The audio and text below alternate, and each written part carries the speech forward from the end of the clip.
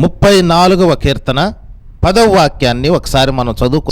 సింహపు పిల్లలు లేమి గలవై ఆకలి గొనును, యెహోవాను ఆశ్రయించిన వారికి ఏ మేలు కొదువై ఉండదు. హల్లెలూయా.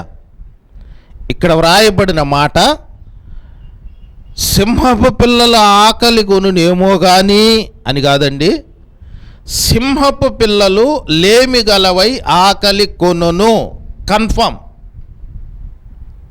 అయితే అలాంటి క్లిష్ట పరిస్థితులలో కూడా, అలాంటి అసందర్భమైన పరిస్థితులలో కూడా ఆయనను ఆశ్రయించినటువంటి పిల్లలకు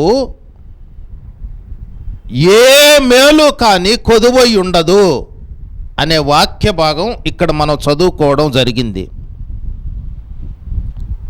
అంటే సింహపు పిల్లలు లేమి కలిగి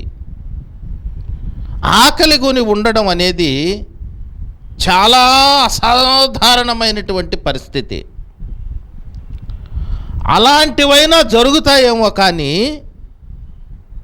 దేవుని పిల్లలైనటువంటి వారికి దేవుని దగ్గర నుండి వచ్చే మేలు కొదువై ఉండదు. హల్లెలూయా. అంటే దీని అర్థం ఏంటంటే దేవుని యొద్ద నుండి వచ్చు మేలు మానవుని జీవితంలో ఏ పరిస్థితులలో కూడా ఆగదు, ఏ పరిస్థితులలో కూడా అది దూరము కాదు అనే విషయాన్ని ఇక్కడ వ్రాయడం జరిగింది. దేవుని దగ్గర నుండి వచ్చు మేలు మానవునికి ఆగదు. ఒకవేళ అదే ఆగితే మానవుని మనుగడ కష్టమైపోతుంది.